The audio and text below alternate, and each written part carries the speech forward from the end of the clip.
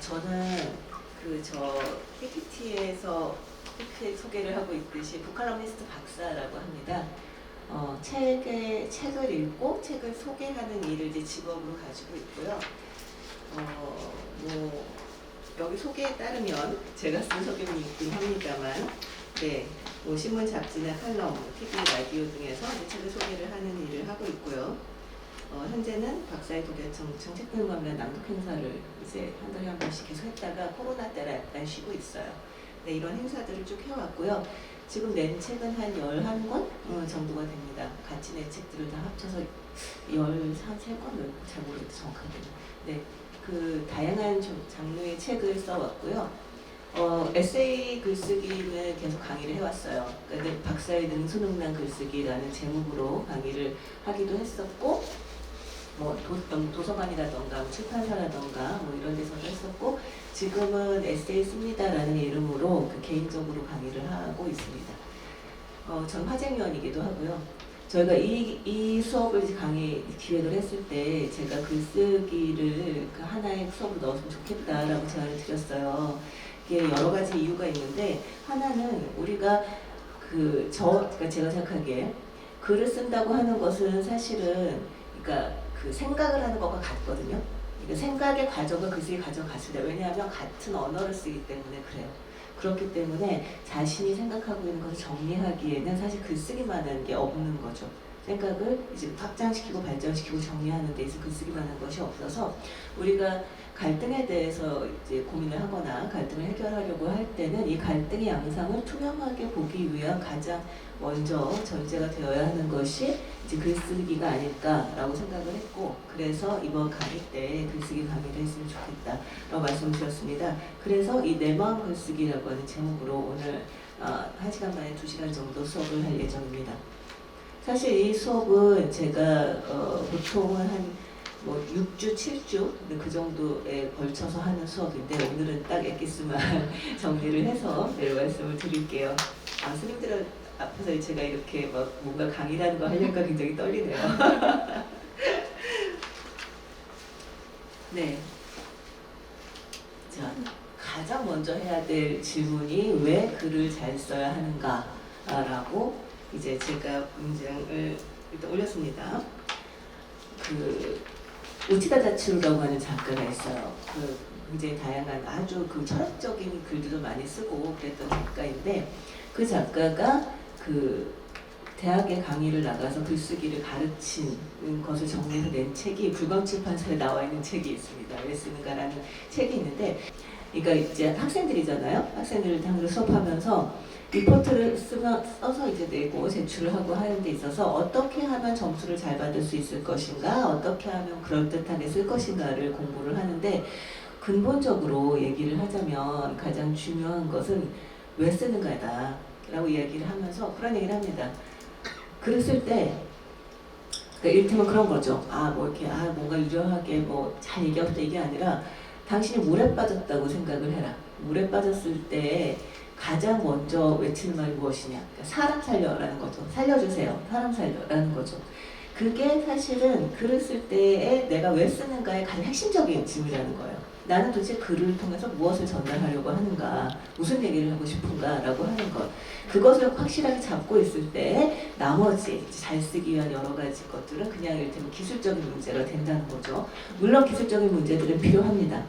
오늘 우리도 조금 배울 거지만 기술적인 문제들은 굉장히 필요하고, 그리고 그것이 뒷받침돼야지 좀 더 설득력 있는 글을 쓸 수 있다는 건 맞습니다. 그렇지만 어쨌든 가장 핵심에 둬야 할 것은 글을 왜 쓰는가라고 하는 것에 대해서 스스로가 가지고 있는 핵심적인 마음을 갖고 있어야 한다는 거죠.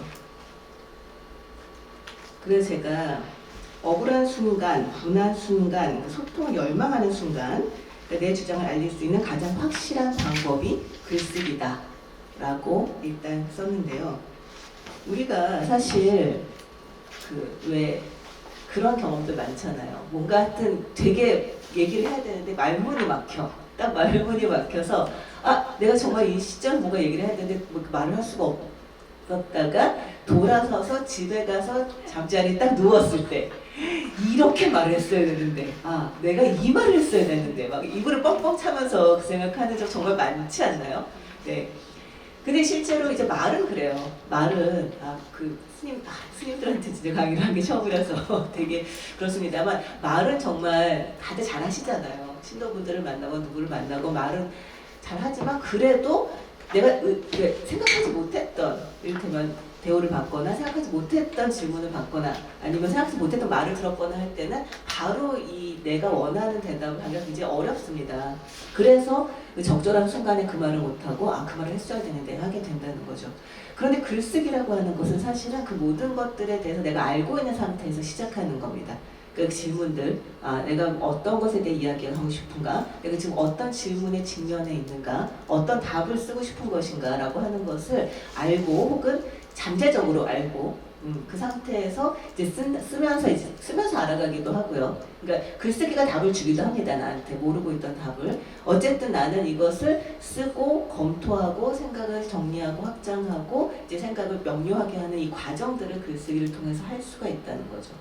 사실 저는 제가 글을 제일 잘 썼던 순간, 그러니까 글쓰기가 진짜 일사천리로 풀렸던 순간이 언젠가라고 생각해보면 딱 그 순간이었어요. 아씨, 내가 그 말을 했어야 되는데 라는 그 순간에 딱 벌떡 일어나서 이제 글을 쓰는 거죠. 글을 쓰면서 내가 이 말을 그러니까 그때 왜 못했나, 이 말을 왜 하고 싶었나, 그러니까 내가 하고 싶었던 말은 무엇인가, 이것에 대해서 훨씬 더 굉장히 잘 아주 그러니까 술술술 아주 편하게 이제 쓸 수가 있더라는 거죠.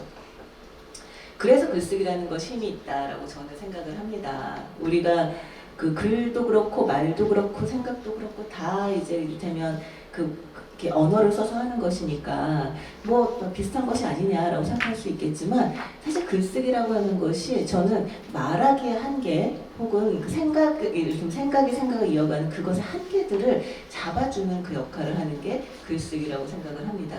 그래서 생각이 계속 어디로 튈지 모르고 막 갈 때, 그 고삐를 잡아야 할 때, 혹은 말을 해야 되는데 그 말에 막혔던 순간들, 그 순간들을 나중에 곱씹어 볼 때, 이럴 때야말로 글쓰기라고 하는 것이 정말 필요하지 않나. 그래서 갈등의 순간에 정말 글쓰기라고 하는 것이 필요하지 않나 라는 생각을 저는 개인적으로 하고 있습니다. 네. 그래서 여기에 내가 바라는 바를 나와 남 모두가 일목요연하게 볼 수 있는 수단이다 라고 이야기를 했는데요. 이제 나와 남이라고 하는 표현을 쓴 것은 단순하게 내 생각을 남에게 전달하는 것만이 아니기 때문이에요. 그러니까 뭐냐면 아마 이제 우리가 3일에 걸쳐서 갈등의 순간에 내 요구와 남의 요구 혹은 이제 그 갈등 당사자 두 명의 요구들을 어떻게 정리를 할 것인가 이 방법들을 배우실 텐데요. 그러는 과정에서 미처 내가 생각하지 못했던 나의 이를테면 내가 바라는 것이라고 해야 되나요? 그런 것들도 발견할 수 있는 방법들을 배우실 건데요. 글쓰기가 사실은 거기에 있어서는 굉장히 유용한 방법입니다. 굉장히 억울해서 나는 그런 사람이 아니야 라는 걸 막 말을 하고 싶어요. 그래서 막 쓰다 보면 내가 단순하게 지금 이 상황에서 내가 하지 않은 일로 오해받는 게 억울한 게 아니구나. 더 근본적으로 들어가자면 이를테면 나는 인정받고 싶은 거구나. 뭐 이런 거 혹은 나는 슬픈 거구나 지금. 이런 식의 내가 미처 내 머리에 떠오르지 않았던 내 마음을 발견하게 되는 것도 사실은 글쓰기를 통해서라는 거죠. 네. 그렇기 때문에 제가 여기서 내가 바라는 바를 나와 남 모두 일목요연하게 볼 수 있는 수단이다 라고 얘기를 한 거고요. 저는 그렇기 때문에 글쓰기가 남에게만이 아니라 나에게도 굉장히 중요한 수단이라는 생각을 합니다. 그 다음 페이지에서 제가 나에 대해, 남에 대해, 상황에 대해 더 정확하고 세밀하게 이해하게 된다 라고 이야기를 했는데요. 그 나에 대해서 그리고 남에 대해서 여기에 대해서는 앞서 말씀을 드렸습니다. 나에 대해 좀 더 정확하게 이해할 수 있는 수단이 되는 건 맞고요. 남에 대해서도 정확하게 이해할 수 있는 수단이 됩니다. 그러니까 뭐냐면 그거죠. 제가 왜 저래? 도대체 나한테 왜 이래? 라고 생각을 할 수 있어요. 그런데 글을 쓰면서 이를테면 남의 입장을 생각해 본다거나 아니면 내 심리를 생각해보다 아 얘도 이런 마음이었겠구나라는 생각이 든다거나 하는 방식으로 남을 이해할 수 있는 이 과정이 되기도 합니다. 글을 쓰는 과정이. 왜냐면 글을 쓰는 건 일단 한 번은 아주 그 상황, 이를테면 그 나와 남에게 갈등의 순간에 산발 떨어지는 순간이기도 해요. 왜냐면 이거 객관적으로 분석을 해야 되잖아요. 이게 나는 이 상황에서 나는 뭘 원하고 있는 건가를 보려면 또 왜 저 사람은 저러는가, 도대체 뭘 원해서 저러는가 라고 하는 것도 또 볼 필요가 있다는 거죠. 그래서 글쓰기가 남을 이해하는 순간이 되기도 합니다. 그리고 나에 대해서, 남에 대해, 그리고 상황에 대해서 이해할 수 있는 순간이기도 하죠. 네. 왜 어떤 상황이 닥치면 뭔가 훌쩍 지나갔어. 아 진짜 너무 뭔가 되게 억울하고 막 불합리하고 뭔가 하여튼 문제가 있어. 근데 이게 왜 이렇게 됐는지 알 수 없을 때도 되게 많다는 거죠. 그런데 글을 쓰면서 사실은 상황도 정리가 됩니다. 네. 그렇기 때문에 모든 것들이 되게 투명하게 볼 수 있는 순간이 될 수 있다는 거죠. 이 글을 쓰는 과정이. 정확하고 세밀하게 이야기된다라고 얘기를 했는데요. 이것은 언어하고도 관련이 있습니다. 이 바로 그때 페터 비에리가 쓴 인용문에서 읽어드릴게요. 구사할 수 있는 단어와 개념들이 늘어났기 때문에 자기가 겪은 경험을 세분해서 이야기할 수 있고, 이는 뒤집어 말하면 사건을 더욱 세밀하게 분화시켜 느낄 수 있음을 의미한다 라고 얘기를 했는데요. 이 언어를 가진다는 것은 사실은 굉장히 큰 힘을 가지고 있습니다.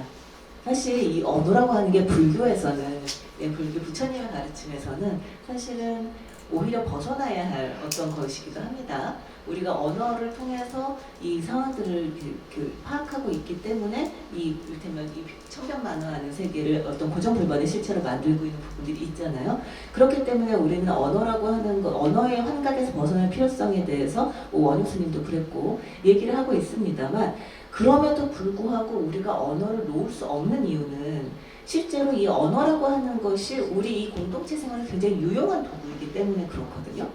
그러니까 이를테면 있는 그대로의 세계를 가리고 있는 역할을 하기도 하지만, 어떻게 보면 또 있는 그대로의 세계를 더, 그러니까 이를테면 이 현실 살고 있는 이 세계 안에서는 더 잘 이해할 수 있는 그런 방법이 되기도 한다는 거죠.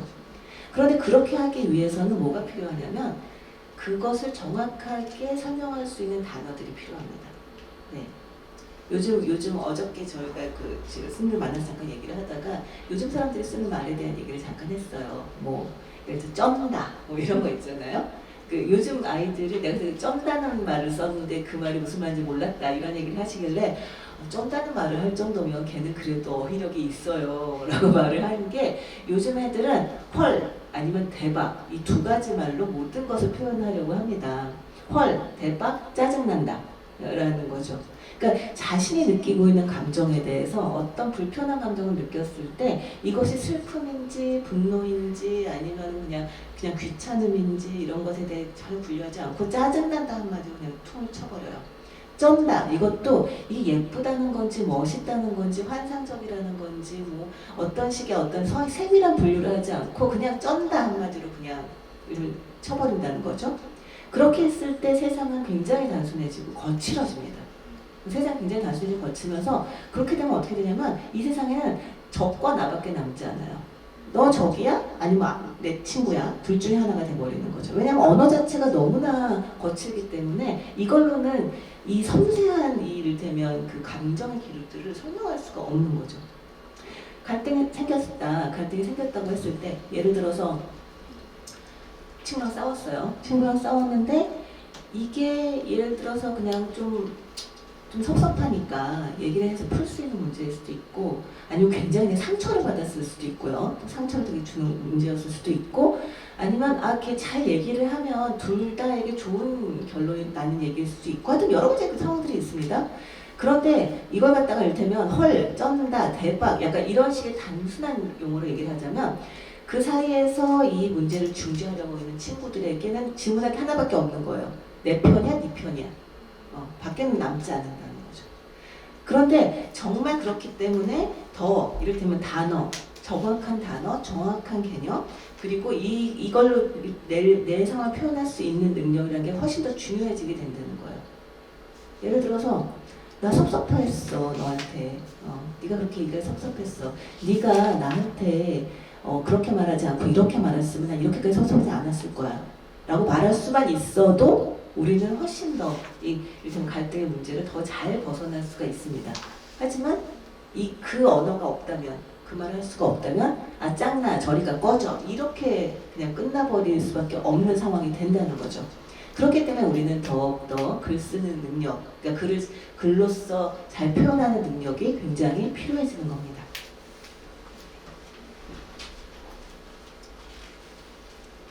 자, 여기 페터빌의 교양 수업을 하나 더 인용을 해드릴게요. 교양을 갖춘 사람은 오래전 언젠가 주어들은 조각난 말과 생각의 찌꺼기들만을 만날 되풀이하는 이들에 비해 더 큰 관심을 가지고 세상과 자신에 대해 더 잘 이야기할 수 있는 사람입니다. 자신을 조금 더 잘 표현할 수 있는 능력을 통해 그는 자아에 대한 이해를 계속 깊이 있게 그리고 지속적으로 쌓아나갈 수 있습니다. 자아의 고갱이에 도달하는 데는 끝이라는 지점이 있을 수 없다는 걸 알기 때문에 이러한 작업을 결코 그치지 않을 것입니다. 라고 얘기를 하고 있습니다. 네. 사실은 이게 그 자신을 조금 더 잘 설명할 수 있는, 잘 표현할 수 있는 능력이라고 하는 것은 여기도 얘기할 수 있듯이 나에 대한 이해를 또 계속 깊이 있게 할 수 있는 것이다 라는 이야기를 또 반복해서 하고 있는 거죠. 자, 일단 여기까지 저희가 왜 글을 쓰는 것, 글을 잘 쓰는 것이 필요한가라고 하는 것에 대해서 이야기를 했다면 이제부터 어떻게 하면 글을 잘 쓰는가에 대한 이야기를 좀 들려드리겠습니다. 여기 오신 그 분들, 이 스님들한테 제가 연배라는 말을 써도 될지 모르겠습니다만 그 세대가 좀 어떨지 잘 모르겠어요. 혹시 저 이상한 나라의 폴이라는 만화를 못 보신 분, 본 적이 없다. 그렇군요. 그렇군요. 이를 어쩌면 좋지? 저는 저 이상한 나라의 폴이라고 하는 만화를 어렸을 때 보면서 자라났어요. 이 어렸을 때 보면서 이 TV 그때 막 그 TBS 있고 막 그랬을 때 TBS에서 했었나 정확히 왔는데 토요일 아침에 이제 만화 영화를 이제 상영을 하면 그걸 이제 보고 자라났습니다. 은하철도 999 이런 만화도 했었고요. 당시에 다양한 만화들을 했었는데 이상한 나라의 폴이라고 하는 만화가 있었어요. 어떡하지? 이 주제가를 제가 불러드려야 되나? 네. 자, 이거 진짜 불러드릴게요. 우리는 달려간다 이상한 나라로 니나가 잡혀있는 마왕의 소굴로 어른들은 모르는 4차원 세계 날쌔고 용감한 볼이 여기 있다. 요술차 마술 봉따뿌리 삐삐치치 힘을 모으자 대마왕 소나기에 니나를 구해내자. 네, 자 이런 노래입니다. 이 노래는 그때는 이제 우리 어린이들은 다 이렇게 힘차게 따라 불렀던 그 노래죠. 지금 부르니까 진짜 이상하네요. 제가 이 노래를 왜 가지고 왔냐면 제가 이 노래를 어렸을 때는 진짜 그냥 힘차게 따라 불렀죠. 근데 그 나이가 한참 들고 나서 이 노래를 다시 듣고 진짜 감탄했어요. 이 짧은 노래 안에 이 만화에 대한 모든 게 들어있더라고요. 네, 분석을 해보겠습니다. 우리는 달려간다 이 스토리는 뭐냐면요. 이렇게 그 니나가 이 주인공인 애가 폴이 이제 이상한 사람이 폴이 주인공이에요. 폴은 니나라는 친구가 있어요. 여자친구가 있는데 그 마왕이 니나를 잡아갑니다. 그래서 이 니나를 구하기 위해서 이 마왕의 나라를 간 거예요. 이상한 나라를 가요. 그래서 거기에서 여러 가지 다양한 모험들을 겪으면서 니나를 마왕에서 구하려고 하는 노력을 하는 그런 내용입니다. 근데 이 주제가에 다 나와 있어요. 그 얘가 일단 우리는 달려간다 이상한 나라로. 이게 스토리 핵심이에요.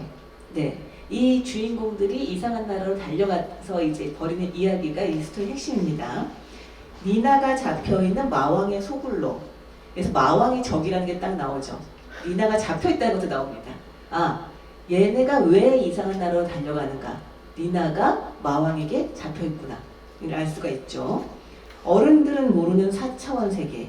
이게 배경이 되는 세계의 특징이에요. 이 이상한 나라라고만 하면 이상한 나라가 뭐지? 이를테면 앨리스도 이상한 나라로 갔잖아요. 그 말은 알 수가 없는데 어른들은 모르는 4차원의 세계다 라고 함으로써 그 세계의 특징을 얘기해주고 있습니다. 날쌔고 용감한 폴이 여기 있다. 자, 주인공이 누군지 여기 나옵니다. 네, 폴이 주인공입니다. 폴의 특징은 날쌔고 용감한 겁니다. 그리고 요술차, 마술봉, 딱부리 이게 아이템이에요. 이 모험을 하는 데 있어서 이 니나를 구하기 위해서 마왕과 싸울 수 있는 아이템입니다. 삐삐, 치치 힘을 모으자. 자, 삐삐와 치치가 조연입니다. 네, 조연이고 이 폴을 도와서 니나를 구해내는 역할을 하는 그 역할을 합니다. 대마왕 소나기의 니나를 구해내자. 자, 이 모험의 목표입니다. 네. 이 해야 할 모든 이야기들이 다 이 주제가 안에 들어있어요. 그래서 저는 이걸 보면서 우리가 결국적으로 써야 할 글의 이상적인 형태가 이것이 아닌가라고 생각을 했습니다. 왜 저는 지금 그러니까 뭐 되게 다양한 방송이나 아니면 뭐 그런 신문에 이런 연재도 하고 출연도 하고 있습니다. 지금은 이제 KBS의 그 김태훈의 프리웨이라는 아침 쇼에 출연을 하고 있어요. 거기에 가면 이제 책 소개할 때 늘 줄거리 요약을 합니다. 작가에 대해 설명하고 줄거리 요약을 하고 그리고 이제 그 책에 대해 토론을 하는 걸 하는데 줄거리 요약을 하려고 보다 보면 많은 사람들이 그 줄거리 요약해놓은 걸 읽어봐요. 어떻게 요약을 했나 보다 보면 하여튼 별의별게 다 있어요. 일단 결말이 틀린 것도 있고요. 아 끝까지 안 읽었구나 이 사람은 뭐 이런 것도 있고요. 정말 이 이야기의 핵심적인 걸 다 놓치고 있는 것도 있고요. 오해하고 있는 것도 있고 그렇습니다. 그래서 보면은 줄거리만 잘 요약을 해도 사실은 아, 이 사람의 어떤 이를테면 그 통쾌력을 알 수가 있는 그런 이제 그 바로미터가 되는 겁니다. 그런데 이 노래 주제가 하나로 이 모든 그 굉장히 긴 연재물이었어요. 이거를 너무 잘 요약을 해놓은 거예요. 네, 그래서 아, 우리가 글을 쓴다면 이렇게 써야 한다라는 얘기를 하고 싶어서 이 못 부르는 노래로 주제가까지 불러드렸습니다. 네. 자, 이렇게 잘 파악해서 하기 위해서는 어떻게 해야 되는가라고 하는 것을 이제 앞으로 이제 얘기를 해드릴게요. 일단은 글을 쓰는 데서 핵심이 되는 것은 문장입니다. 네. 문장들이 모여서 문단이 되고 문단들이 모여서 기승전결 이런 문장의 형태가 됩니다. 그렇게 해서 하나의 이제 글이 돼요. 그래서 우리는 기본적으로 단단한 벽돌을 만드는 일부터 시작을 해야 합니다. 그러니까 이를테면 글을 잘 쓰기 위해서는 우리가 뭐 해야 되는가 아주 아름다운 문장을 써야 된다 뭐 이렇게도 생각을 하는데 아름다운 문장 이전에 단단한 문장을 써야 돼요. 이 단단한 문장이라고 하는 건 뭐냐면 없을 것은 없고 있어야 할 것은 있는 문장입니다.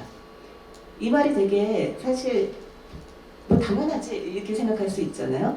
우리는 글을 보다 보면 정말 빼야 될 것이 너무나 많은 그런 문장들을 만나게 됩니다. 자, 얘는 그 어떤 책에서 그분이 미쳐야 미친다라는 책을 쓰신 분인데 갑자기 정민 교수님의 책입니다. 거기에서 이분이 에피소드로 이야기를 한 부분이에요. 문장은 짧을 필요가 있습니다. 이 문장이 왜 짧아야 하냐면 일단 긴 문장도 괜찮아요. 괜찮은데 우리가 문장을 능수능란하게 다룰 수 있는 상황이 아니라면 문장이 짧은 게 좋습니다.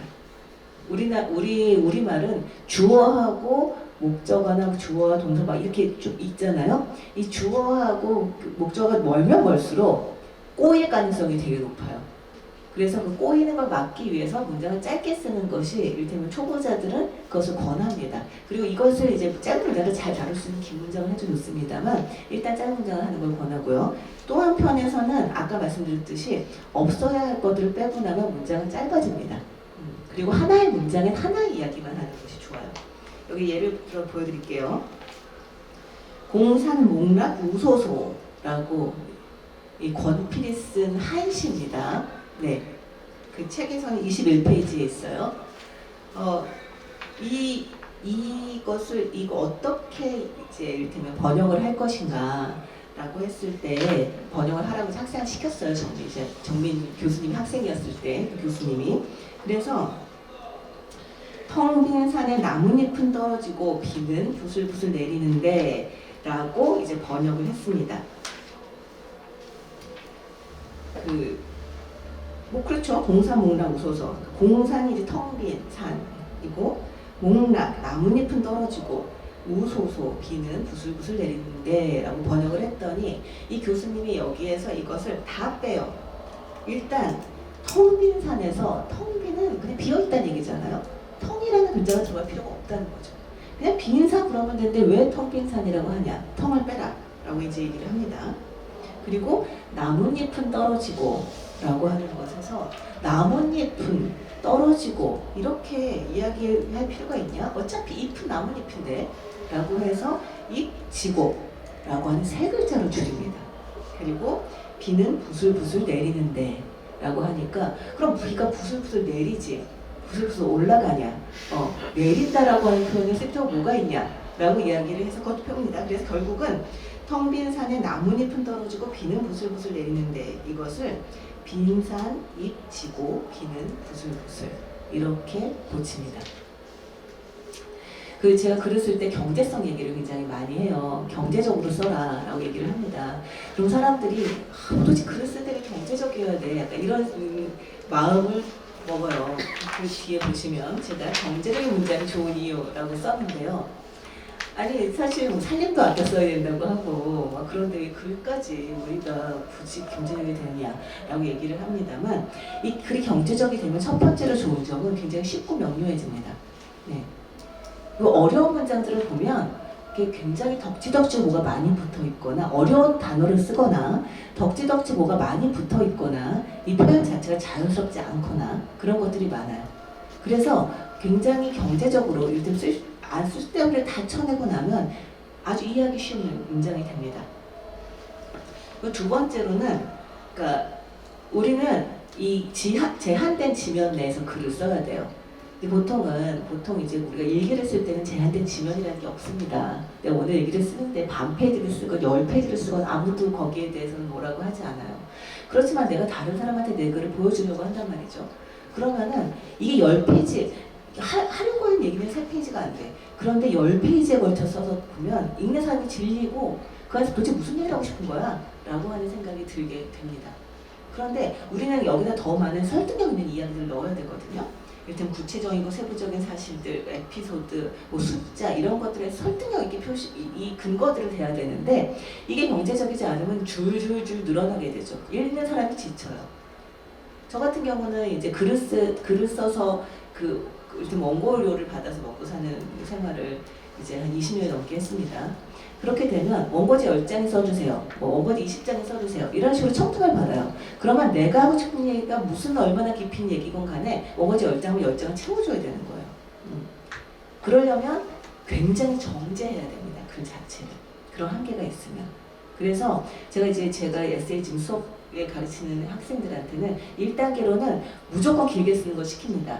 왜냐하면 일단 요리를 하려면 재료가 있어야 하잖아요. 그러니까 무조건 길게 쓰게 시켜요.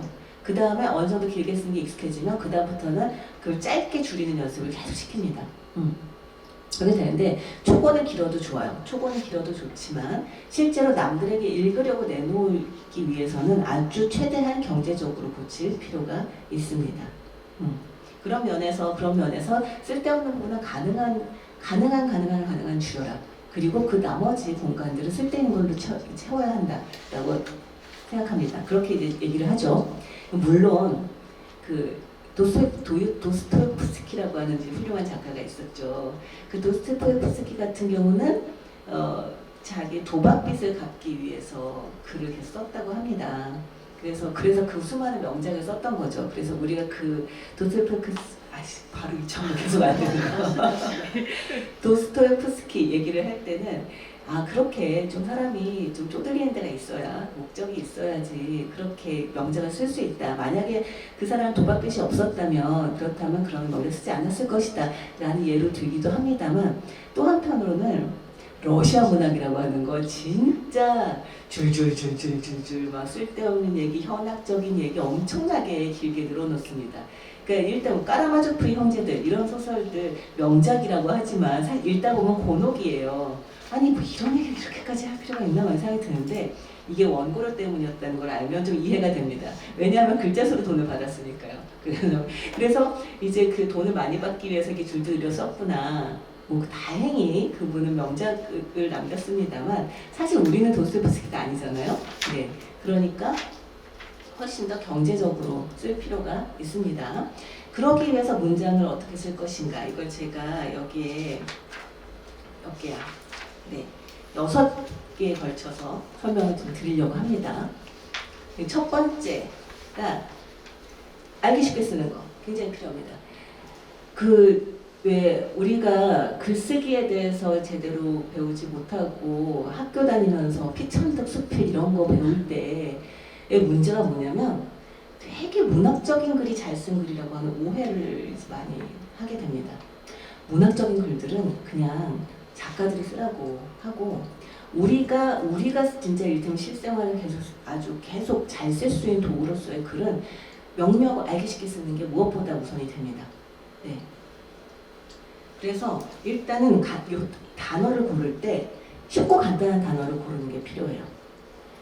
이 사상의 편린에 기대어 비추어 봤을 때 우리가 표상하고자 하는 반응 뭐 이렇게 쓰는 거 있잖아요. 네, 어떤 건지 아시죠? 네. 뭐라는 거야? 약간 이렇게 되는 근데 우리는 그런 식의 글에 굉장히 익숙해져 있어요. 왜냐하면 일단 기본적으로 번역체에 굉장히 익숙해져 있고요. 번역체들이 한문투를 되게 많이 쓰고요. 특히 불교에서는 한문 많이 쓰잖아요. 그래서 불교적인 용어들, 저 같은 경우는 불교 공부를 되게 뒤늦게 좀 시작을 했어요. 개인사를 이렇게 말씀드려도 좀 될까 모르겠습니다만 저는 사실은 동국대학교 인도철학과를 나왔습니다. 제가 8번이거든요. 근데 딱 동국대 인도철학과 입학하고 한 달 내에 포기했어요. 불교를. 네. 뭐 산스크리트어를 배워야 되고 무슨 한문을 배워야 되고 빨리어를 배워야 되고 그때는 영어하고 독일어도 배웠어야 됐거든요. 그 제대로 공부를 하려면 그러니까 딱 교수님이 그러더라고요. 너네 이거 다 제대로 할 수 없으면 지금 포기하고 빨리 취직 준비를 해라 라고 얘기를 하더라고요. 근데 저는 취직 준비를 하려고 포기한 건 아니었고 그때는 이제 길거리에 나갈 일이 많아서 네. 저 화염병 던질 일이 많아서 네. 그래서 이제 딱 그 학기 공부를 제가 딱 포기를 했습니다. 그냥 그래서 졸업만 했어요. 동국대를 그때는. 그리고 불교하고 나서 잠을 쌓고 살았어요. 그리고 불교에 대해서 조금 그래도 관심을 가져볼까 해서 그래서 사성제가 뭔데 팔정도가 뭔데 물어봤더니 팔정도는 바른말, 바른행동, 뭐 이러는 거예요. 그래서 이게 무슨 얘기야 라고 굉장히 그냥 그때 싹 포기를 했습니다. 그리고 다시 불교 공부를 시작한 게 얼마 안 됐어요. 한 5년 전? 하여튼 진짜 이를테면 온갖 쓸데없는 산자수전 달렸고 이 사바세계에서 그리고 난 다음에 불교 공부를 한번 해볼까? 이러고 그냥 철학으로 재밌다고 하니까 이러고 시작을 했거든요. 가장 먼저 부딪혔던 게 용어들입니다. 제가 불교 공부를 하면서 저는 사실 도법스님하고 공부를 했기 때문에 처음 시작했기 때문에 도법스님은 정말 쉬운 말을 쓰시니까 별로 그렇게 어렵지가 않았어요. 근데 본격적으로 공부해 보려고 했더니 용어들, 진짜 이 표현들 막 너무 이렇게 턱턱 부딪히는 부분들이 많더라고요. 그래서 왜 그렇게 사람들이 불교의 용어들이 쉬워야 한다, 불교의 말을 쉬워야 한다고 얘기를 하는지 그때 이해를 했습니다. 네. 영어, 한자어, 전문용어, 유행어 이런 것들이 사실 그래서 되게 많이 발견이 됩니다. 이거는 이제 불교만이 아니라 다른 데도 마찬가지들인데요. 정말 다른 말로 대체하거나 의미를 간단하게 풀어 써주는 것들이 필요합니다. 물론 그냥 무조건 단순히 쉬운 말을 써야 된다 이 말은 아니에요. 그러니까 아름다운 우리말이나 아니면 섬세한 말들 이 표현이 아니면 이 표현할 수 없는 단어들은 지켜야 됩니다. 그런 것들을 왜 우리 지금 현재 같은 경우 이 젊은 세대들이 너무 한자어를 모르고 너무 단어를 몰라서 문제가 된다라고 얘기를 하잖아요. 얼마 전까지만 해도 문제가 됐던 게 명징하다라는 단어를 몰라서 어쩌고 저쩌고 아니면 사흘, 나흘 이 말을 몰라서 또 어쩌고 저쩌고 이 굉장히 우리한테는 익숙한 말들인데 젊은 세대는 너무 몰라서 사실 문제가 되고 있다고 얘기를 하거든요. 그리고 실제 지금 현재 젊은 세대의 문제는 단어를 모르는 것만이 문제가 아니라 자기가 단어를 잘 이해를 하지 못하면 화를 내요. 네. 왜 내가 이해하지 못하는 말을 썼냐고 화를 냅니다. 가장 최근에 진짜 웃겼던 게 뭐냐면 유모차라고 하는 단어를 유아차로 이제 바꿔 쓰게 됐어요. 왜냐면 유모차는 엄마가 들어가니까 아빠가 볼 수도 있는데 뭐 그런 거죠. 그리고 아이가 타는 거니까 이 아이가 타니까 아이를 중심 생각할 필요가 있잖아요. 유아차로 단어를 바꿨고 그 그것을 국어사전에도 이제 올라가 있습니다. 유아차로 좀 쓰고 있어요. 그런데 그게 이제 문제가 됐어요. 그 유아차라고 쓴 게 문제가 됐는데 아 국어사전에도 있는 말이야 라고 말했더니 이 유아차라는 말에 화를 냈던 그 젊은 그 남자 세대들이 그 국립국어원 홈페이지에 가서 깽판을 치고 있습니다. 네, 이게 굉장히 놀라웠어요. 우리는 그냥 우리 세대는 아 국어사전에 있는 말이야 뭐 그냥 이해가 됐잖아요. 아 그럼 내가 몰랐구나 하고 지나가면 되잖아요. 근데 요즘에는 자기가 모르는 말 혹은 자기가 마음에 들지 않는 말을 쓰면 심지어 국어사전조차도 시비를 거는 그런 세대가 됐구나라는 생각이 들었는데 어쨌든 근간에 금일이라는 말도 맞아요. 금일이라는 말도 문제가 됐죠. 네, 금일을 오늘이라고 이해를 못하고 금요일이라고 이해를 해서 그것 때문에 이제 문제가 됐는데 그것도 내가 몰랐다 그 말을 이라고 하면 될 것을 왜 금일이라는 말을 썼냐고 이제 막 이제 화를 내고 이제 그랬죠. 그런 현재의 세대에 맞춰달라는 얘기는 아닙니다. 그렇지만 우리가 그 균형을 유지할 필요는 있다는 거죠. 굳이 일부러 어려운 말을 쓸 필요는 없다. 꼭 써야 하는 단어가 있다면 써야 되지만 이라고 하는 자세를 가지고 글을 쓰는 것이 필요하다라는 이야기를 하고 싶었습니다. 근데 여기서 제가 쓰기를 독자의 수준에 가장 맞는 가장 적절한 단어를 사용했는지 점검하고 지나치게 쉬운 단어를 쓰는 건지 아닌 건지도 살펴 상향 조정할 필요도 있다라고 이야기를 했는데요. 저는 여기서 정말 중도가 필요하다고 생각을 합니다. 네, 아주 어렵고 쓸데없이 어렵고 고답적인 말을 쓸 필요도 없지만 너무나 쉬운 표현을 쓰기 위해서 우리가 이야기하고자 하는 것까지도 해칠 필요는 없다는 거죠. 아까 요즘 사람들이 이를테면 헐과 대박만 쓴다고 얘기를 했는데 그렇다고 우리도 헐 대박 할 수는 없는 거잖아요. 그렇죠? 네, 그런 의미입니다. 두 번째, 제가 두 번째로 수식하는 단어를 가능한 빼라 라는 말을 썼는데요. 저 잘 안 보이니까 사실 별로 의미가 없네요. 이 책을 보시면 될 것 같습니다. 네. 이 군더더기 말이나 과도한 수식어는 뺄 필요가 있습니다. 제가 여기에서 다소, 조금, 대단히, 그저, 일종의, 대개, 주로, 꽤, 상당히, 좀, 정말로, 약간, 아주, 훨씬, 어느 정도, 뭐랄까, 매우, 실로 뭐 내가 생각하기에는, 내가 느끼기에는, 내 의견으로는 이런 것들을 예를 들었는데요. 다 그냥 이를테면 그냥 군더더기들입니다. 이거는 어차피 글은 내가 생각하는 거, 내가 느끼는 거 얘기하는 거예요. 그렇잖아요. 남의 얘기 대신해 주는 게 아닙니다. 그렇기 때문에 이런 표현들도 필요 없고요. 여기 나오고 있는 너무 대단히 이런 표현들도 사실은 꼭 강조하기 위해서 꼭 써야 된다라고 하는 순간이 있을 수 있습니다. 그럴 때 쓰셔야 합니다. 하지만 습관적으로 쓰는 거는 조심하셔야 돼요. 네. 지금 강사님이 말씀하신 대로 그 말에도 의견을 동조를 하지만 아까 얘기한 것처럼 금일이라고 했었을 때 그거를 아이한테 전달이 됐었을 때 아이는 아마도 풀어서 했다 그러면 이해를 했겠지만 우리가 그냥 우리 통용되는 말이었는데 그 아이는 이해하지 않고 줄임말로 생각을 했었잖아요. 맞아요. 그래서 면접에 실패를 본 거잖아요. 네. 그러니까 그런 거를 봤을 때 이런 지금 이런 부재어적인 말이 물론 그럴 수 있어요. 근데 지금 여기 강사님 좀 젊은 세대를 빼고는 어른들한테 글을 써서 드리더라도 이런 말이 풀어서 들어가야 되는 말들이 굉장히 많아요. 맞아요. 예, 그래서 지금 얘기하신 중도라는 부분이 우리가 분명 이해하고 넘어가야 될 부분이지만 그것을 과연 어떻게 밸런스를 맞춰서 글을 줘야 되냐라는 것이죠. 요즘에 지나치게 줄여지는 그런 글들을 대할 때 거기에 맞춰야 되냐?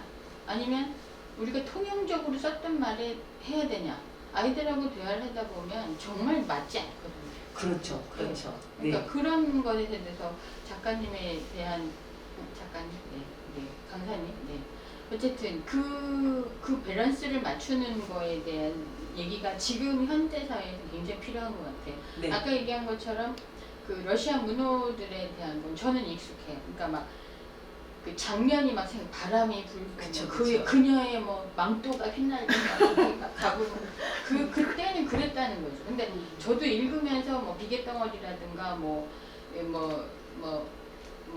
지금 갑자기 생각이 안 나는데 그런 이야기들을 들었었을 때 페이지가 안 넘어가는데 너무 어려워가지고 그 구사하면 너무 많이 페이지가 안 넘어갔는데 그거를 경험한 사람들은 그 글에 지금 얘기는 이런 부재적인 말을 쓰는 거에 익숙해져 있을 수도 있다라는. 맞아요. 실제로 글을 쓰는 거는 기본적으로 가장 먼저 생각해야 되는 것은 독자입니다. 누가 이것을 읽을 것인가를 먼저 생각을 하고 그에 맞춰서 글을 써야 되는 게 기본이에요. 그래서 저 같은 경우, 그러니까 이를테면 작가들 같은 경우, 글을 쓴 작가들 같은 경우 사실 불특정 다수를 대상으로 해서 글을 쓰잖아요. 우리가 보통 쓰는 것은 사실 대상이 있습니다. 이를테면 말씀하신 것처럼 뭐 스님한테 보여드리기 위해 쓰는 거냐, 아니면은 뭘 아이들에게 보여주기 위해 쓰는 거냐. 우리가 지금 여기 하유화증에 대해서도 책이 3권이 있는데 그건 각각 대상을 다른 대상들을 하기 때문에 3권이나 필요하게 된 거거든요. 그렇게 그 복제인 대상들을 두고 있지만 불특정 다수를 대상으로 하는 작가들도 있잖아요. 근데 예를 들어 그 강원국이라고 옛날에 대통령의 글쓰기라고 글을 썼던 그 작가분 같은 경우는, 그 선배 같은 경우는 자기가 책을 쓸 때 그러니까 이를테면 30대 여성 구체적으로 어떤 여성을 딱 선정해서 그 사람의 이를테면 그 상상 속의 독자의 사진까지 구해서 그 사진을 이렇게 붙여놓고 컴퓨터에 붙여놓고 글을 쓴다고 합니다. 그러니까 뭐냐면 아주 구체적으로 독자를 상상하고 글을 쓸 때 가장 정확한 말이 나온다는 거죠. 그래서 우리 같은 경우도 글을 쓸 때 있어서 어떤 사람이 읽는가라고 하는 거는 굉장히 중요합니다. 네. 그리고 제가 여기서 영어 한자어, 전문용어, 유행어의 남용을 경계하자라고 유행어라고 하는 말을 딱 집어 썼는데요. 실제로 많이 오해하고 있는 것 중에 하나가 그거예요. 아이들과 소통을 하려니까 아이들의 용어를 쓰겠다. 그래서 요즘 애들 쓰는 용어들을 막 씁니다. 할 말 한 막 이라던가 막 이런 거 있잖아요. 막 아까 얘기했던 헐 대박 이런 것처럼 요즘 아이들의 용어를 써서 어설프게 흉내를 내서 글을 쓰려고 하면 아이들은 비웃고 내 뜻은 전달이 안 됩니다. 네. 그렇기 때문에 그 밸런스를 유지하는 것이 굉장히 중요해요. 그래서 저는 아까 제가 이거야말로 중도가 필요하다라고 이야기를 했는데요. 그렇다면 어떻게 그 밸런스를 유지할 것인가 라고 이제 질문을 한다면 그건 정말 말 그대로 그 사람을 계속 만나는 것밖에 다른 방법이 없습니다. 네. 그리고 요즘에 스님들도 다 보셨겠지만 CF에 보면은 그 말 있잖아. 무슨 머리카락 무슨 빛을 선전하는 건지 하여튼 그 카페에 보면 와우 이렇게 하는 말이 있어요. 와우 이렇게 되는데 그게 우리들이 카톡에 보냈었을 때 단어를 이렇게 보냈었을 때 내 감정이 그대로 실리지 않는다는 거죠. 아이들이 줄임말을 많이 사용하다 보니까 그러니까 아이가 어떻게 보내온 말에 대해서 맞니? 이렇게 해서 나는 맞니? 그런데 그쪽에서 받아들이는 굉장히 부정적인 단어로 받아들일 수 있어서 그럴 때는 이런 부재적인 단어가 따라갈 수밖에 없는 거라는 거죠. 네, 그 부분도 할 얘기가 좀 있는데요. 실제로 우리가 왜 글을 잘 써야 하는가라고 하는 부분에 있어서 아까 말씀하신 때 말을 표현할 수 있는 원고지 10페이지짜리 글 이런 걸 제가 예를 들어서 설명을 했습니다만 지금 우리가 글을 잘 써야 하는 이유는 카톡, 문자, SNS 이걸 우리가 너무 상시적으로 쓰고 있기 때문이기도 해요. 이게 뭐냐면 우리가 이를테면 지금 현재 세대는 너무나 글을 안 읽는 세대다라고 이야기를 하잖아요. 근데 다시 되짚어서 보면은 요즘 세대는 글의 의존도가 너무 높아요. 지금 애들 같은 경우는 전화통화를 하기 싫어합니다. 전화통화 안 하고 다 문자로 해요. 그렇잖아요. 심지어 내가 아는 어떤 사람은 그러니까 회사에 다니는 게 신입사원인데 거래처고 전화를 안 하려고 한다는 거예요. 그래가지고 맨날 문자를 보내거나 이메일을 보내서 일이 너무 진전이 안 된다는 거죠. 전화로 한번 확인하면 될 거를 전화 안 하려고 한다는 거죠. 그 얘기를 했더니 누가 하는 말이 자기네 회사에서 새로 뽑은 사람은 그 사람 교수였다. 교수인데 교수님이 학생한테 전화를 걸었대요. 뭐 확인을 하려고. 전화 안 받더라는 거예요. 그래서 받을 수가 없나? 그리고 전화 딱 끊었는데 바로 문자가 딱 오더니 문자로 말씀하시죠. 라고 하더라는 거죠. 그래서 교수가 시겁했다는 거죠. 이게 무슨 일이야. 근데 이게 현재의 사람들의 어떤 대다수가 그렇게 하고 있고 말씀하신 것처럼 아주 어린애들만이 아니라 지금은 그냥 어른들 다 카톡, 문자 이걸로 다 거의 해결을 하고 있잖아요. 그렇기 때문에 문장이 장황하거나 네? 안 읽거나 오해합니다. 말씀하신 것처럼 막 기체후 일양만강 하옵시며 막 이런 거를 카톡으로 보낸다고 해서 그게 그렇잖아요. 사람도 굉장히 단순하게 딱 보고 아주 짧은 시간 내에 그걸 파악을 해야 되잖아요. 그렇기 때문에 훨씬 더 문장이 짧고 간결할 필요가 있는 겁니다. 그걸 잘 전달을 하기 위해서. 그리고 제가 유행어를 쓰지 않는 것이 좋다고 얘기했던 건 뭐냐면, 예를 들어 그거예요. 한동안 즐이라는 말을 많이 쓴 적이 있습니다. 요즘 같은 경우는 별로 많이 쓰지는 않는 것 같아요. 근데 그 즐이란 말을 한동안 썼을 때 이게 처음에 어떻게 생긴 거였냐면, 그 게임 같은 걸 할 때 게임하는 상대방들이 이를테면 뭔가 이렇게 의견을 뭐 맞춰보려고 하다가 잘 안 맞으면 그냥 뭐 즐거운 게임 하세요. 약간 이런 식으로 보내다가 그럼 즐거운 게임 하세요 하고 보내는 식으로 하다가 그냥 그걸 줄여서 즐 이런 식으로 썼는데 어느 순간부터 시끄러 너랑 얘기 안 해. 꺼져 라는 의미로 즐을 쓰기 시작을 했다는 거죠. 근데 제가 알기로는 그 이후에 그러니까 꺼져라는 의미의 즐을 알고 있었는데 제가 아는 사람 중에 한 분이 그걸 어설프게 배우신 거예요. 그래서 나한테 맨날 카톡으로 좋은 하루 보내세요 즐 이렇게 보내는 거죠. 근데 나는 이해를 하지만 그걸 지금 젊은이 썼다가는 이 사람 나 욕하나? 이렇게 될 수밖에 없는 거잖아요. 이 유행어도 굉장히 계속 바뀐다는 거죠. 신박하다 이런 표현도 사실 신박하다는 말은 단어가 없어요. 그것은 이제 이를테면 인터넷에서 만들어낸 용어거든요. 그 어떤 상황에서 만들어낸 용어인데 하도 많이 쓰니까 사람들이 그걸 갖다가 그냥 아주 일반적인 단어처럼 쓰는데 그 의미를 다 잘못 이해를 하고 있는 거죠. 네. 저는 그 크크크라는 거에 엄청 짜증나요. 키역키역키역. 그쵸. 네. 그러니까 그런 것들이 그게 너무 보편화다니까 아이들이 어른할 때도 그게 통용되는 줄 알고 막 이렇게 뭐 히읗 이렇게 하는 것도 그렇게 통용되는 줄 알고 있는 아이들한테 해석이 필요하다라는. 근데 심지어 지금 아이들 같은 경우는 그걸 넣지 않잖아요. 히읗이나 키읔키읔을 넣지 않고 그랬으면 상대방이 너 화났니? 왜 정색해? 라는 반응이 온다는 거죠. 그렇기 때문에 애들은 자기가 화나지 않았다는 걸 보여주기 위해서 일부러 또 넣어야 하는 거예요. 그러니까 이 세대의 그 변화가 너무 급격하게 진행이 되고 있는 건 사실이에요. 그렇기 때문에 우리가 이런 카톡으로 얘기를 하는 이런 짧은 문장에서조차도 사실은 오해하지 않기 위해서 애를 써야 되는 상황이 된 거죠. 근데 그걸 그럼 어떻게 해야 되느냐라고 한다면 말 그대로 아주 짧고 명료하게 쓰는 방법밖에 없는 거예요, 현재로서는. 오히려 네. 간단하려다가 더 머리가 복잡한 것 같아요. 네, 근데 뭐 그럴 수밖에 없는 상황인 거죠. 왜냐면 길게 쓰면 그때부터는 오해의 소지들이 막 나오니까. 네. 자, 여기 제가 또 인용을 했습니다. 코넬대 교수 윌리엄 스트렁크 2세라고 하는 네, 긴 이름이 쓰신 분인데 힘 있는 글은 간결하다. 문장에는 불필요한 단어가 없어야 하며 단락에는 쓸데없는 문장이 없어야 한다. 이것은 그림에 불필요한 선이 없어야 하고 기계에 쓸데없는 부분이 들어가서는 안 되는 것과 같다. 그렇다고 글을 쓸 때 모든 문장을 짧게 만들거나 구체적인 내용을 전부 빼고 주제만 간략하게 다루어야 한다는 뜻은 아니다. 다만 모든 단어가 군더더기 없이 제 목소리를 내야 한다. 라고 했는데요. 이게 바로 중도입니다. 자, 이게 어떻게 간결하고 힘있는 문장을 쓸 수 있을 것인가 라고 하는 부분에 있어서 이 세 번째가 또 중요합니다. 그러니까 능동문을 써라 라고 얘기를 했는데요. 우리가 그 수동태의 표현들을 많이 씁니다. 뭐뭐 되어졌다. 이를테면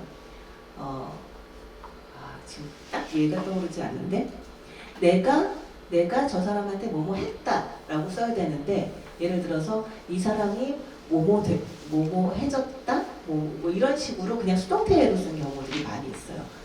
이거 저 예를 갖고 왔어야 되는데 정확하게 지금 얘가 생각이 안 나네요. 근데 이 수동태의 경우는 뭐냐면 내가 당한 거를 쓰는 거잖아요. 그러니까 주어가 굉장히 분명하지가 않습니다. 네. 왜 이번에 서희초 초등학교에 그 사건이 있고 그 학부모들이 서희초 학생을 선생님을 자살로 몰아간 그 학부모들에 대해서 막 문제 제기들이 막 있었잖아요. 근데 그런 일이 있었다는 거예요. 그 학부모가 그 얘기를 설명을 하면서 내 아이와 다른 아이가 이제 싸우다가 내 아이의 손이 상대방의 뺨에 맞아졌단가? 뭐 이런 식으로 표현했대요. 때렸다가 아니고 저게 때렸다가 아니고 마치 그 아이가 내 아이 때렸다는 것처럼 아이의 얼굴이 내 아이의 손에 닿았다. 그렇게 표현됐던 것 같아요. 하여튼 그런 방식으로. 그게 뭐냐면 책임을 회피하려고 하는 언어예요. 그러니까 A가 B를 때렸다. 이렇게 하면 굉장히 간단한 문장이 되거든요. 근데 이 명확한 문장으로 하면 책임 소재가 분명해지니까 그걸 피하기 위해서 수동태를 쓰는 경우들이 굉장히 많고 특히 우리나라 사람들은 수동태 되게 많이 씁니다. 왜냐하면 일제시대를 거쳐왔잖아요.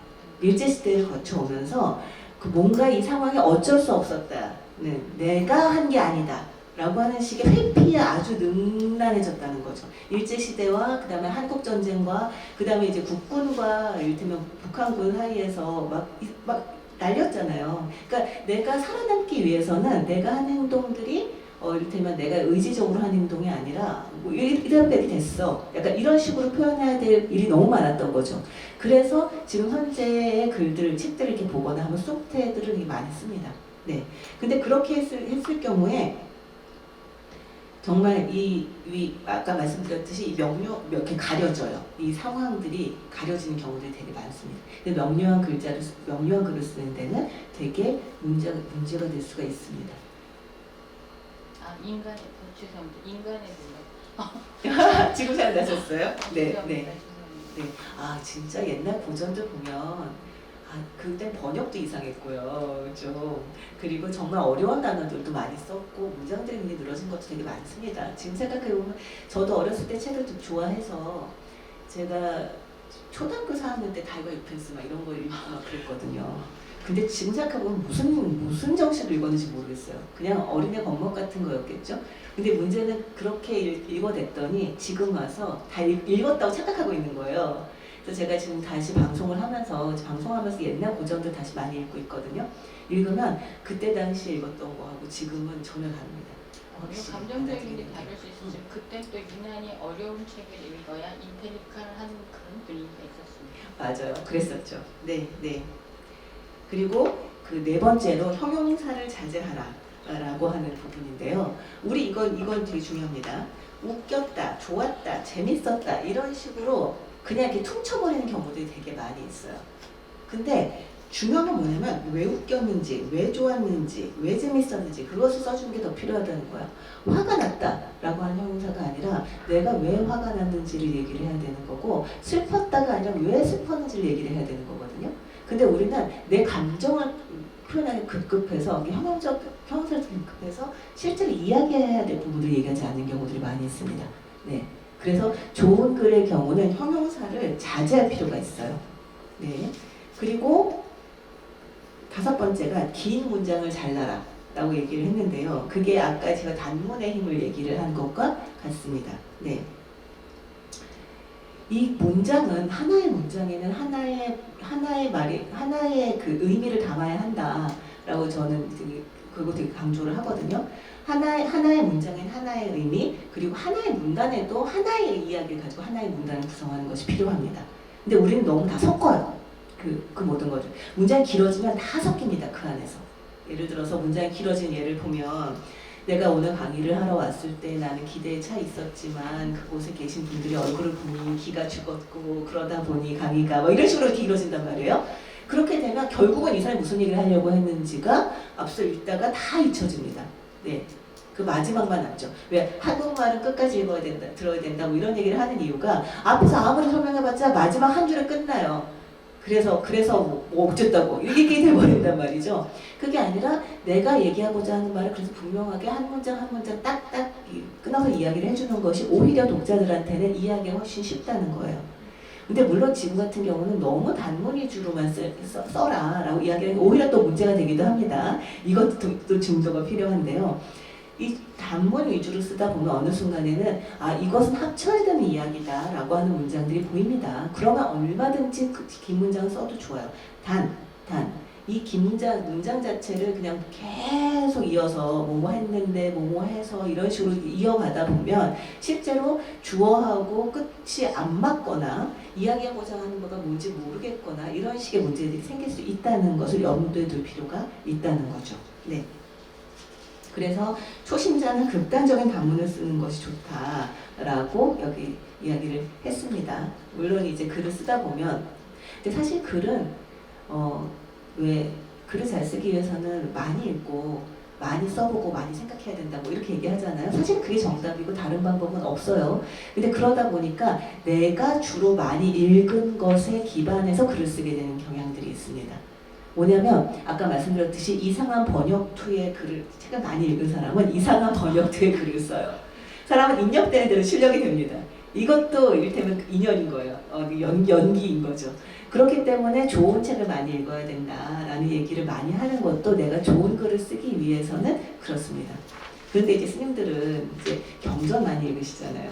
경전 많이 읽으시고 번역된 거 많이 읽으시다 보니까 그래서 좀 요즘 같은 경우 불교에서 얘기하는 건 너무 어려워라는 얘기들이 자꾸 나오는 게 그런 거 읽으신 분들이니까 아무래도 글을 그렇게 쓰시는 경향들이 없지 않은 거죠.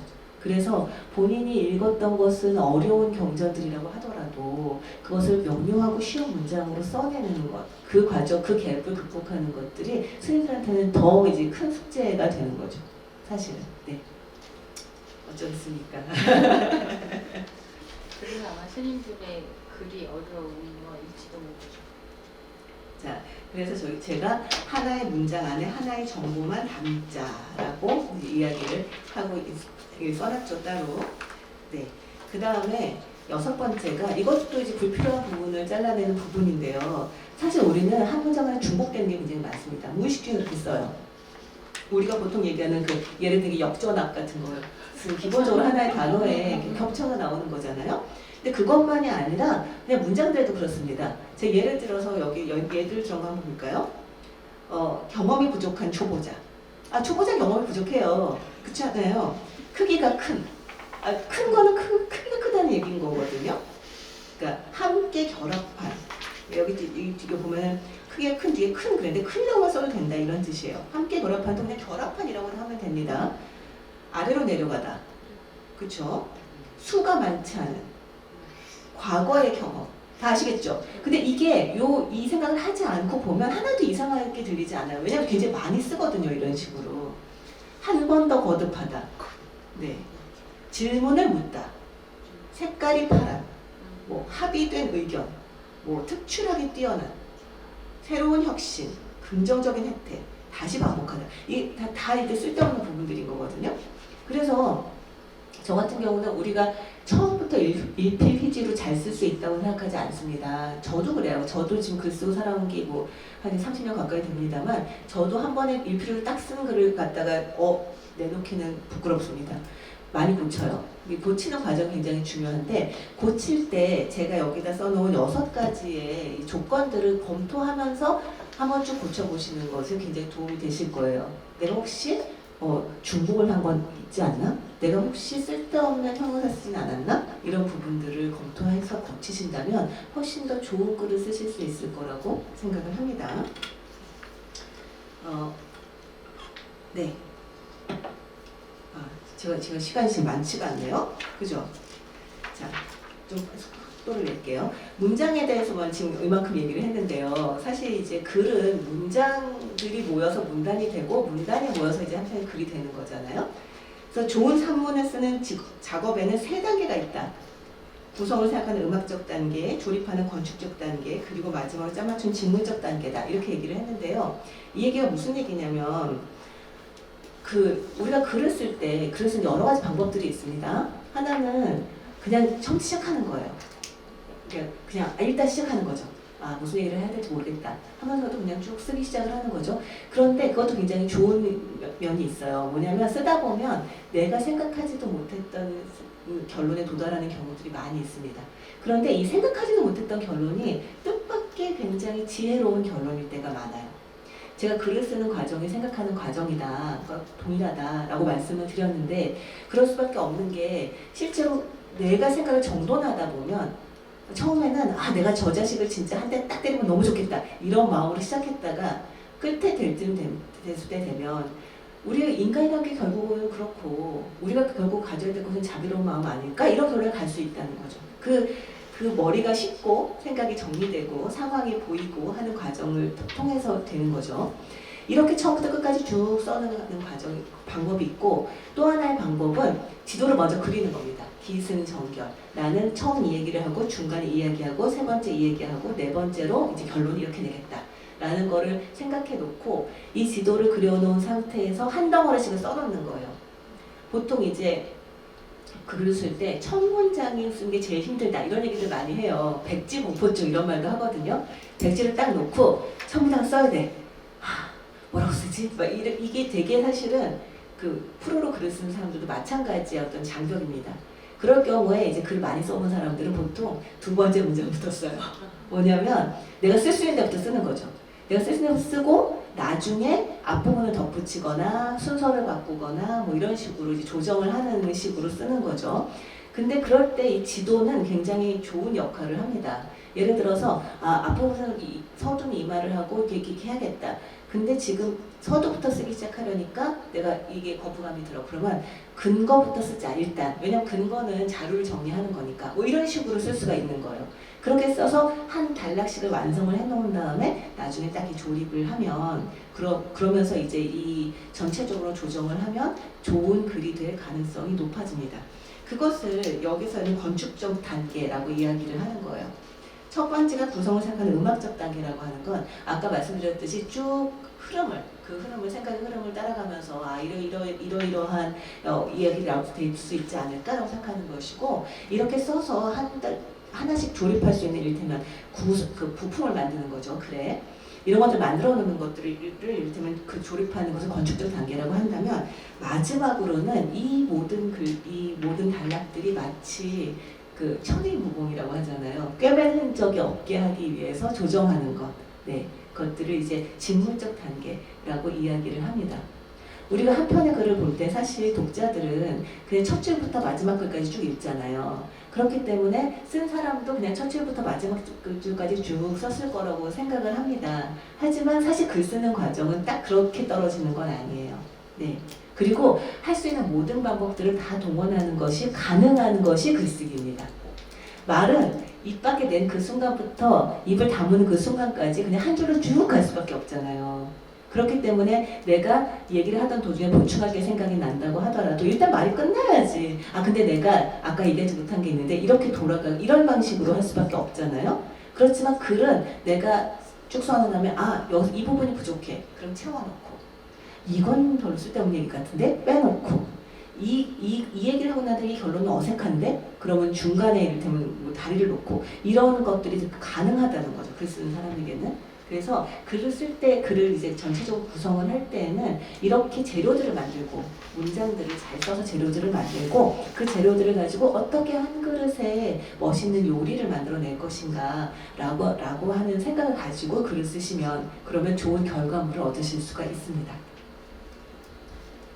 자, 제가 그 키워드 매트리스나 이런 부분들은 키워드 매트리스나 이를테면 그 마인드맵 같은 경우는 글을 쓰는 데 있어서 내가 어떻게 이를테면 그림을 그릴 것인가, 어떻게 내가 글을 쓰는 구성을 할 수 있을 것인가를 볼 때에 쓸 수 있는 도구들이에요. 그런데 이 도구들까지 설명을 해드릴 시간은 안 될 것 같아서 나중에 검색해보세요. 키워드 매트릭스가 뭐지? 마인드맵이 뭐지? 검색해보시면 어떻게 쓰는지 도구 사용 방법이 있을 겁니다. 그것에 대해서는 검색을 해보시면 되고요. 여기 쓸 수 있는 데부터 쓰기 시작하라. 이 말은 제가 말씀드렸던 부분이죠. 네. 그리고 글감들을 어떻게 배치할 것인가 라고 하는 부분에 있어서 첫 번째 시간 순서 구조, 비교 구조, 순차 구조, 인과 구조, 분류 구조, 가치 판단 구조 이렇게 6개로 제가 얘기를 했는데요.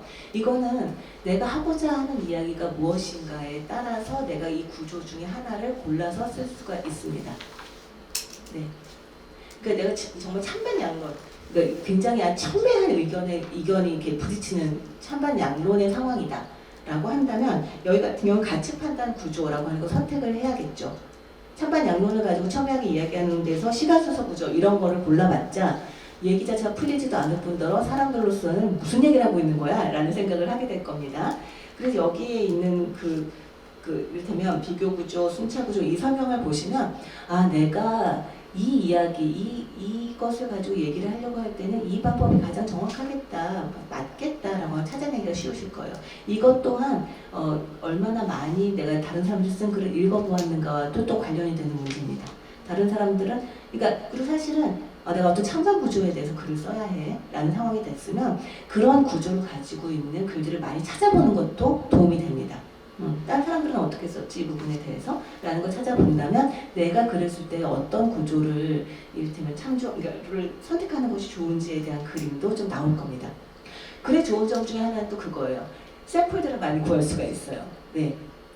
저 같은 경우는 글을 쓰려고 하면 어떤 주제를 가지고 글을 써라 라고 하면 일단 검색부터 합니다. 기존 사람들은 뭐라고 얘기를 했지? 라고 하는 것들은 재료를 찾고 의견들을 참조하는 것도 있지만 다른 사람들 어떤 구조로 썼을까 하는 것도 저는 참조를 할 수가 있습니다. 이게 말과는 다른 글의 장점이죠. 네. 그리고 여기 제가 어떻게 살을 찌울 것인가 라고 하는 부분들을 썼는데요. 이거 굉장히 중요합니다. 뭐냐면 아까 제가 초고를 쓸 때 무조건 길게 쓰게 시킨다라고 얘기를 했잖아요. 그러니까 요리를 하려면 요리 재료가 있어야 되니까. 그런데 초보자들 같은 경우는 길게 쓰지만 결국은 쓸 수 있는 건 한 줌도 안 돼요. 네, 다 잘라내야 됩니다. 네. 근데 우리가 이를테면 원고지 얼짱짜리 한 편의 글을 써야 된다 그러면 써야 될 내용이 있어야 될 거 아니에요. 어떻게, 그리고 보통 글을 쓰는 사람은 이게 너무 당연하거든. 예를 들어서 지금 저 같은 경우는 저는 이제 페미니스트예요. 그러면은 페미니스트라고 하는 그 단어에는 여러 가지 오해들이 있지만 내가 얘기하고 싶은 거는 뭐냐면 평등하게, 우리는 모두 평등하게 살아야 되는 아주 그냥 말 그대로 대의적인 거예요. 우리 사람이 차별받아야 된다고 생각하는 건 아무도 없잖아요. 그죠? 그러면 이 세상 모든 사람들 페미니스트여야 한다라는 게 그냥 저의 단순한 생각이에요. 그러면 이렇게 돼요.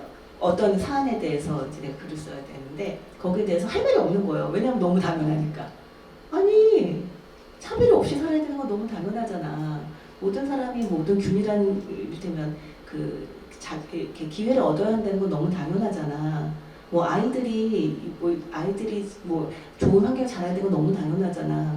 그럼 할 말이 하나도 없어요. 네. 그럼 어떻게 그 할 말 없음이라고 하는 거 설득력 있는 이야기로 채울 것인가? 여기에 있어서 중요한 것은 뭐냐면 질문입니다. 여기에서 그러면 남들은 뭐라고 질문할까? 라는 것을 역지사지의 관점을 생각을 해봐야 되는 거예요. 나에게는 너무 당연한 것이 어떤 사람에게 당연하지 않을 수가 있거든요. 그렇다면 그 당연하지 않다는 것을 그 사람은 뭐라고 질문을 할까? 라고 하는 것을 생각해 봐야 된다는 거죠. 그리고 거기에 대해서 내가 답을 쓸 때, 근거들을 찾고 답을 찾을 때 이 글에 살을 붙일 수가 있습니다. 네, 그건 하나의 살을 붙이는 것을 위한 일종의 그 방법이라고 볼 수가 있어요. 네. 시간이 너무 돼서 가시네요. 네. 그 마지막으로 제가 글을 잘 쓰기 위한 평소의 훈련이라고 하는 것을 한 장의 그림을 만들었습니다. 사실 저는 사실 저 한 장의 그림만 가지고 2시간 동안 강의를 한 적도 있어요. 네, 저 안에 담겨있는 내용 자체가 사실 굉장히 그만큼 할 얘기가 많은 겁니다. 근데 제가 저걸 보여드린 이유는 뭐냐면 실제로 우리가 그 2가지 의미인데 하나는 뭐냐면 저 이야기들을 참조해서 내가 사실은 글 쓴다고 하는 것은 평소에 훈련이 필요한 거거든요. 지금 이를테면 지금 1시간 반짜리 강의를 2시간짜리 강의를 듣고 그 당장 글을 잘 쓸 수는 없어요. 그럴 수는 없기 때문에 평소에 내가 훈련을 하고 연습을 하는 것이 필요한데 그 훈련하고 연습하는 것을 위해서 뭐가 필요한가에 대해서 써놓은 것이기 때문에 내가 평소에 좀 연습을 해야 되는데 뭘 해야 될까 궁금하시다면 참조를 하시라 라고 하는 의미에서 넣었고요. 또 하나는 뭐냐면 저게 바로 이제 마인드맵입니다. 내가 글을 쓸 때 내가 어떤 이야기를 쓰고 싶다라고 하는데 앞서 내가 지도를 그리는 거 말씀드렸잖아요. 내 글의 지도를 그리는 거 말씀드렸는데 지도를 그릴 때 저 방법을 활용을 하시면 도움이 될 겁니다. 가운데에 내가 이야기하고자 하는 걸 놓으시고 이야기하고자 하는 것을 이제 이를테면 설득력 있게 표현하기 위해서는 어떤 얘기가 필요할까라고 하는 것을 저런 식으로 가지를 뻗는 형태로 그 지도를 그려 놓으시면 나중에 그 가지 중에 하나씩 이야기 덩어리를 만들어내서 결국은 한 편의 이야기를 만들 수 있는 그런 일종의 도구로 보시면 될 것 같아요. 네, 그래서 보여드렸습니다. 네. 오늘 강의는 일단 제가 준비한 건 여기까지고요. 혹시 질문이 있으시거나 더 궁금하고 더 필요한 부분이 있으시면 말씀해 주시겠어요? 좀 도움이 됐나요? 엄청난 내용을 너무 짧게 주시느라고 근데 그 내용을 다 아, 구체적이고 쉽고 그렇게 해주신 것 같아서 아, 네, 다행입니다. 네, 정말 도움이 됐으면 좋겠습니다. 사실 이게 얘기를 하자고 하면 진짜 한도 끝도 없는 얘기고요. 제가 지금 하고 있는 에세이 수업도 지금 2년 가까이 되는데 그냥 만날 때마다 하니까 또 생기고 있어요. 그래서 저도 이게 2시간으로 얘기할 수 있는 건가? 라고 생각을 하면서도 준비를 했습니다만 도움이 그래도 됐다니 너무 다행이네요. 네, 오늘 수업은 여기까지 하겠습니다. 감사합니다. 고맙습니다.